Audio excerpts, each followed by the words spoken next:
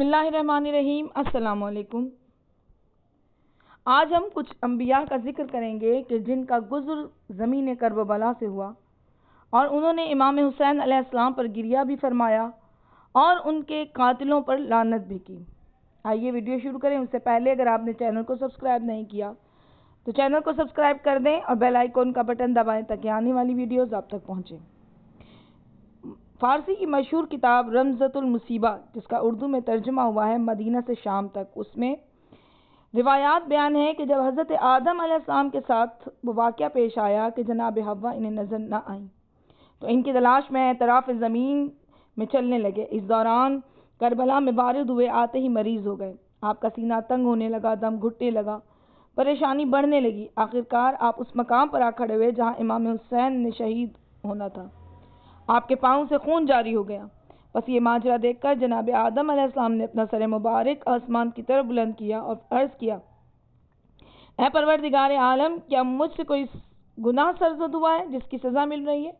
मैं हर तरफ से मुसलसल सफ़र करता चला आ रहा हूँ, कहीं ऐसी मुसीबत मुझ पर नहीं पड़ी जैसे यहाँ पर पड़ी है। आपकी तरफ वही आई, ए आदम, तुझसे कोई गुनाह सरज़द नहीं हुआ। ये वो सरज़मीन है जहाँ तेरा एक बेटा जिसका नाम हुसैन अलैहिस्सलाम है बेजुर्म, बेखता, बेदर्दी के साथ मारा जाएगा। इसलिए यहाँ तेरा खून जारी हुआ क्योंकि वो तेरा बेटा है, इसी निस्बत से खून जारी हुआ है। हज़रत आदम अलैहिस्सलाम ने किया, क्या हुसैन नबी हैं? फरमाया गया, नहीं, बल्कि वो पैगम्बर खुदा मोहम्मद मुस्तफ़ा सल्लल्लाहु अलैहि वसल्लम की बेटी के बेटे हैं। आपने अर्ज़ किया, इसका कातिल कौन होगा? निदाई यजीद। जनाब आदम अलैहिस्सलाम ने फरमाया, ऐ जिब्राईल अमीन, अब मैं क्या करूँ? जिब्राईल ने फरमाया, ए आदम, इनके कातिल पर लानत करो। जनाब आदम ने 4 मरतबा लानत की। वहाँ से चंद कदम चले मैदान अरफात में पहुँच गए तो वहाँ जनाब हव्वा को पा लिया। जनाब नूह अलैहिस्सलाम का करबला से गुज़र। एक और रिवायत में है कि हज़रत नूह अलैहिस्सलाम तूफ़ान नूह के वक्त कश्ती पर सवार हुए तो पूरी दुनिया का चक्कर लगाया। जब करबला में पहुँचे तो कश्ती को ज़मीन ने पकड़ लिया। जनाब नूह परेशान हुए कि कहीं कश्ती गर्क होने वाली है। बस पर बारगाहे रबूबियत में अर्ज़ किया, खुदावंद आलम, मैंने तमाम दुनिया का चक्कर लगाया है, कहीं कोई परेशानी नहीं आई, यहाँ क्यों परेशानी आई? जिब्राईल अमीन ने नाजिल हुए और अर्ज़ किया, ऐ नूह, ये वो सरज़मीन है जहाँ इमाम हुसैन अलैहिस्सलाम शहीद होंगे जो मोहम्मद मुस्तफ़ा नबी आखिर ज़मान का नवासा है। हज़रत नूह अलैहिस्सलाम ने पूछा, इनका कातिल कौन है? जनाब जिब्राईल अमीन ने अर्ज़ किया, वो जिस पर 7 आसमानों और 7 ज़मीनों के साकिनीन ने लानत की है। बस जनाब नूह ने 4 मरतबा लानत की तो इनकी कश्ती गर्दाल से निकली और कोह जूदी पर आ ठहरी। कोह जूदी वो मकाम है जहाँ आज हज़रत अमीरुल मोमिनीन अलैहिस्सलाम की कब्र मुबारक है।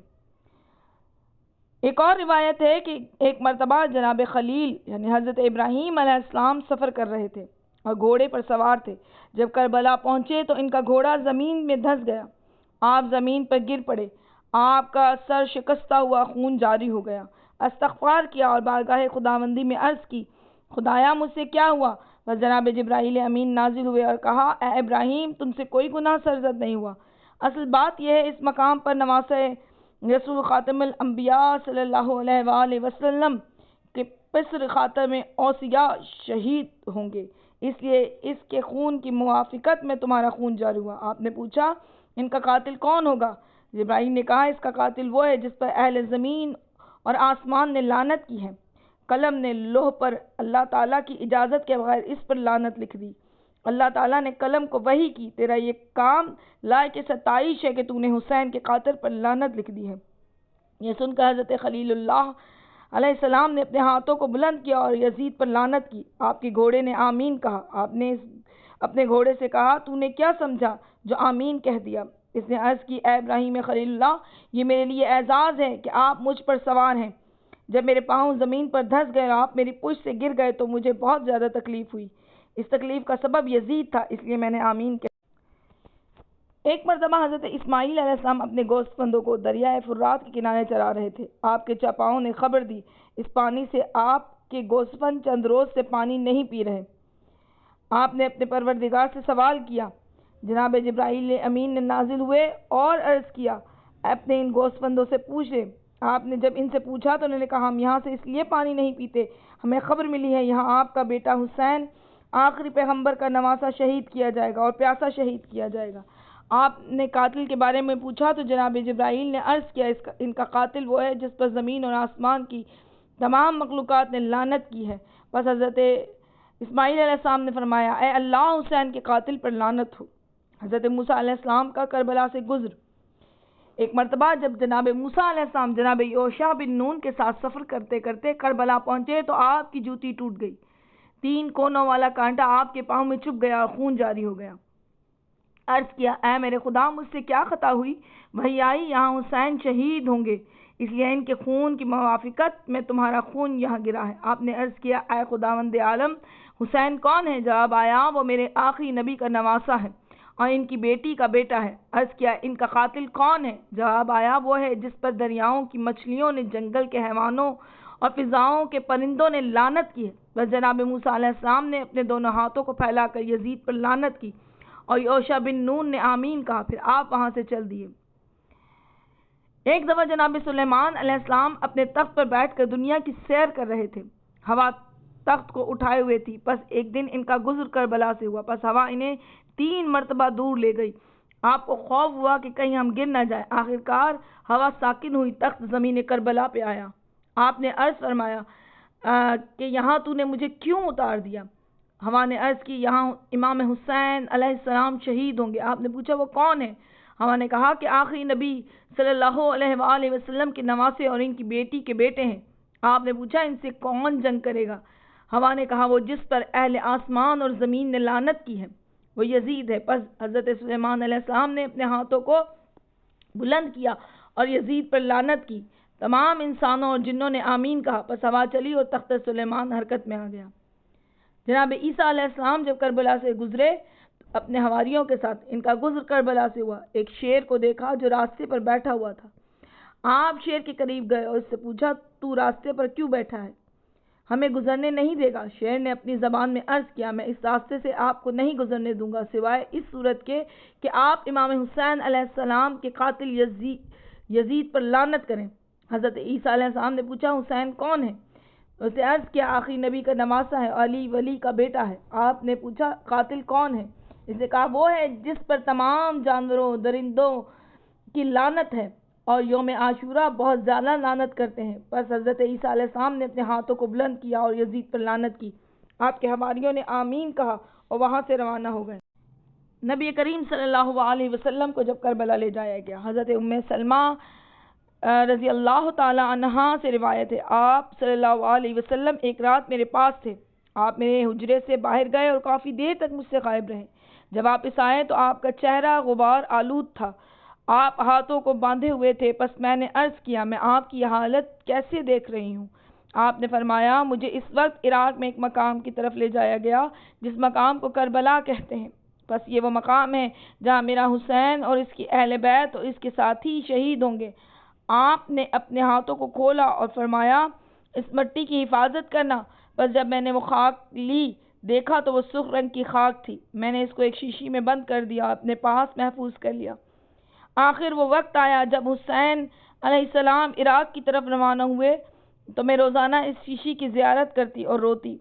جب محرم کی 10ویں کا دن آیا اور اس روز امام حسین علیہ السلام شہید ہوئے، دن کے ابتدائی ساعت میں نے دیکھا وہ خاک تھی۔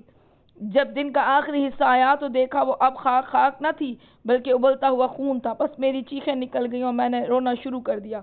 پھر میں نے اپنے آپ کو قابو میں کیا کہ کہیں ان کے دشمنوں کو اس بات کا پتہ نہ چل جائے اور میری لیے پشیمانی کا مزید سبب بنے۔ پھر میں انتظار کرتی رہی آخر خبر کیا آتی ہے اور کب آتی ہے۔ آخر وہ دن آ گیا، آپ کی شہادت کی منادی ہوئی اور مجھ پر ثابت ہوا جو کچھ اس دن دیکھا وہ سچ تھا۔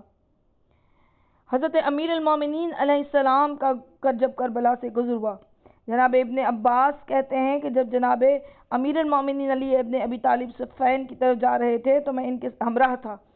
جب ہم نینوا پہنچے جس کو شط فرات کہا جاتا ہے تو آپ نے بلند آواز کے ساتھ فرمایا اے ابن عباس جانتے ہو یہ جگہ کون سی ہے؟ میں نے عرض کیا میں نہیں جانتا۔ آپ نے فرمایا اگر تم میری طرح اس جگہ کو جانتے ہوتے تو یہاں سے نہ گزرتے مگر میری طرح ضرور گریا کرتے۔